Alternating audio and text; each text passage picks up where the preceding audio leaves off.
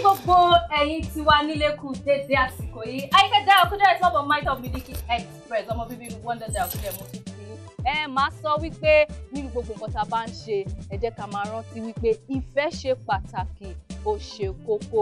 Ìfẹ́ ló mẹ́ni méjì gbénulé tí òfin ní sí gbọ́n mi sí omi òtó ìwà ajínigbé pẹ̀lú ajínipa tí ìfẹ́ bá wà ìyẹn kò ní wọ́pọ̀. Ẹ jẹ́ ká nífẹ̀ẹ́ ìfẹ́ kì í tán ni ìfẹ́ kì í pànìyàn. Inú ọ̀dẹ̀ tí mọ̀ pé bí tí ìfẹ́ bá wà ìgbéga bẹ́ẹ̀ ni ó máa wà níbẹ̀. Ẹ̀yin náà dẹ̀ ti mọ̀ pé ìfẹ́ òun ni Ọlọ́run fi dálẹ̀ ayé ní Nàìjíríà. Ẹ jẹ́ ká nífẹ̀ẹ́ Nàìjíríà bó tẹ̀ sí lè jẹ́ pé epo wọn kò sí iná gbogbo ẹ̀ ń ṣe balabala. Ẹ jẹ́ ká nífẹ̀ẹ́ Nàìjíríà ká dẹ̀ máa fi àdúrà ran Nàìjíríà lọ́wọ́. Lágbára Ọlọ́run lágbára Elédùmarè Nàìjíríà ó máa dá. Ẹ̀mí tá a dẹ̀ máa fi nífẹ̀ẹ́ ara wa Ọlọ́run ọlọ́jọ́ òní ó máa gbé wọnú wa. Mo kí yín káàbọ̀ sórí ètò wa lẹ́ẹ̀kan sí Miliki Express ti gbogbo ọjọ́ àbámẹ́ta ní gbogbo ọjọ́ Sátidé. Àyìnkẹ́ Dayọ̀ Kújọrẹ̀ ni mò ń jẹ́ ẹ má gbàgbé lórí Orísun láwà original number dẹ̀ tí mo pé tẹ́ bá ti rí mi báyìí Funky ọmọ ẹ̀lẹ̀ òun náà bẹ́ẹ̀ bí Funky baby. Ọ̀rẹ́ mi o bàbá mi mọ́ gbàdúrà fún gbogbo wa fún ọlọ́gbọ́n ìmọ̀ àtòyé mo ta sáyìnkẹ́ ni o bàbá mi mọ́ gbàdúrà fún gbogbo wa fún ọlọ́gbọ́n ìmọ̀ àtòyé bẹ́ẹ̀ ni thumbs up to Dayọ̀ Kújọrẹ̀ gbogbo ẹ̀yin ará ilé ẹ káàbọ̀ sí orí ètò wa ètò yìí Miliki Express International Miliki Express tó touch tó posh tó dùn tó yí bóbó tó kì dáadáa lẹ́wọ́n sí mi ẹ̀ ti ráyìnkẹ́ Yusuf Olúbùsọ̀lá lórúkọ tèmi ọmọ bíbí inú Simeon ọmọ ayé inú owó tabu aka ẹlẹ tó ṣe kiri tó funky tàti ó ń gbò báyà níta tí wọn náà ń gbò báyà. Abala tó sùn kàn. Ẹni náà ti mọ̀ pé abala tó pọ̀ sùn kàn tẹ́ bá ti rí mi àti ọmọ ẹ̀lẹ́ tó funky entertainment news ni. Òfófó you know òfófó. Tatafoism. Kí la ní fún yín lẹ́ni gbogbo ẹ̀yin tí wà nílé àkọ́kọ́ mo fẹ́ kí bá mi Wonder Dayọ̀ Kújọrẹ̀ wọ́n ṣe ọjọ́ ìbí wọn nínú oṣù yìí yes. Mo kí yín happy birthday daddy mi ọ̀rọ̀ ayọ̀ ni wọ́n ilé ẹ̀yin tẹ́ ń jó ijó Dayọ̀ ẹ̀yin ènìyàn ayọ̀ ẹ jíjó Dayọ̀ gẹ́gẹ́gẹ́ ọmọdé ìlú ètò lágbèdè má wọrí kó ṣe Miliki Express Funky. Bensi Galaxy Shekem master Shekem. Shekem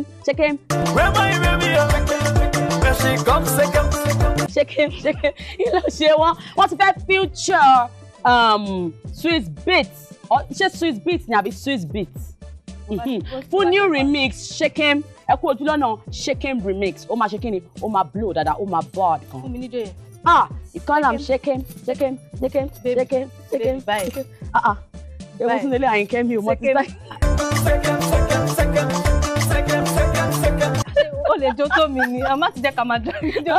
Adéṣíwájú ní abala entertainment news gbogbo ẹ̀yin tí wà nílé yín náà ti mọ̀ Tóyìn Ayémákù àti tẹ̀gbẹ̀gbẹ́ yìí náà ni Tóyìn Ayémákù ti jáde ó ní báwọn ò bá fẹ́ òyìnbó ní lọ́wọ́ táwọn wáyé àwọn ò ní marry sídà káwọn má marry rárá àbí káwọn la fẹ́ white man jẹ́jẹ́ kò jù bẹ́ẹ̀ lọ Chikena tó gbogbo ẹ̀yin ará lé gbogbo yín lẹ mọ̀ Rihanna.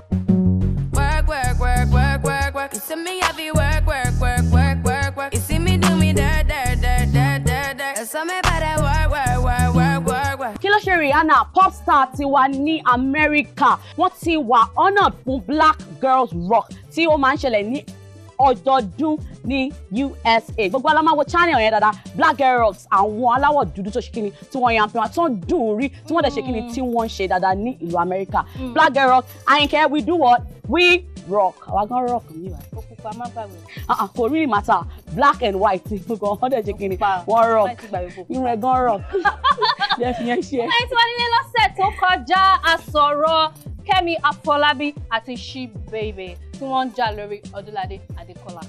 Kí ló ṣẹlẹ̀? Ọdúnládé Adékọ́lá ti jáde ó ní what kí ló fa gbogbo yẹn kí ló tó ṣe máa drag orúkọ òun sí ní irú nǹkan bẹ́ẹ̀ kíkọ́ jọ o kọ́ má kó bá ẹbí òun ti wà happily married inú òun dẹ̀ dùn síyàwó òun kó má tiẹ̀ fi gbogbo irú àwọn ọ̀rọ̀ bẹ́ẹ̀ yẹn kó má fi lé òun lẹ́sẹ̀ débi pé ó máa affect family òun bóyá ìjà máa fẹ́ ṣẹlẹ̀ lónìí kó má try yìí ẹ̀ mọ́ tó bá ń jà kọ́kọ́ ojú sí jàrá wọn pé orúkún àwọn pé bóyá àwọn méjèèjì wọn wá fall in love pẹ̀lú wọn ní kò jọ kọ́ má ẹ̀bà sọ bẹ́ẹ̀ mà bí bò wà ní sọ́fẹ́ kó bá bọ̀ dùn bọ̀. kí la wá ṣe báyìí ní ìsìn Beyonce and Jay-Z come and take my hand I will let you go Beyonce ìjọ yẹn le jugujugujugu kí ló ṣe àwọn àti Jay-Z 8th-year anniversary wedding anniversary wow.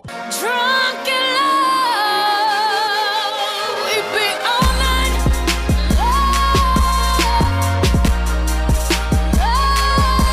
Congratulations o torí pé ìdùnnú mi ni àmọye gbajúgbajà àwọn eléré wa Nàìjíríà bẹ́ẹ̀ pé wọ́n ti dàrú for a long time but àwọn eléyìí wọ́n ṣe kí ni wọ́n dìra wọn mú.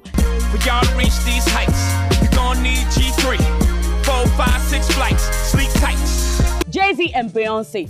Thumbs up. Ìyẹn ti wá já sí wípé ṣé ń gbọ́ ẹni tí Ọlọ́run bá ti kàn mọ́ra wọn. Bẹ́ẹ̀ ni o. Because tó bá rí gbogbo àwọn celebrity wa ti Nàìjíríà yẹn máa ń nígbàgbọ́ pé torí òkè bóyá mò ń ṣeré àbí torí bóyá pé mò ń kọrin mi ò lè fẹ́ lórin ẹgbẹ́ mi àbí mi ò lè fẹ́ léré ẹgbẹ́ mi things won't work out you know.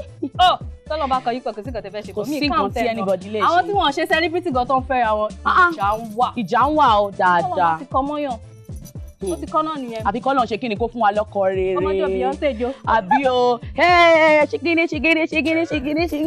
Shakira ló ń ṣe. Èwo tún nìyẹn. O ti lọ snakey. No, you're breaking, baby. Okay, which one do you now want us to do? Èwo tún nù.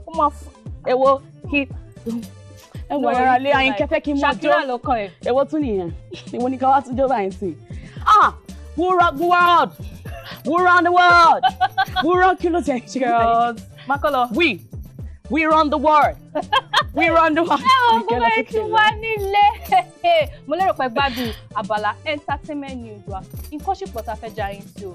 Tẹ̀dẹ̀mọ́ iná ti mọ̀ pé Miliki Express Saturday ìgbà kólekóle bẹ́ẹ̀. Ó máa ń dùn. Ẹ jẹ́ ká dókè lọ́wọ́ tá bá máa padà dé ètò sì ń tẹ̀síwájú èmi àti Funky náà ni. Àwa ni fún yín lẹ́yìn. À ń bọ̀.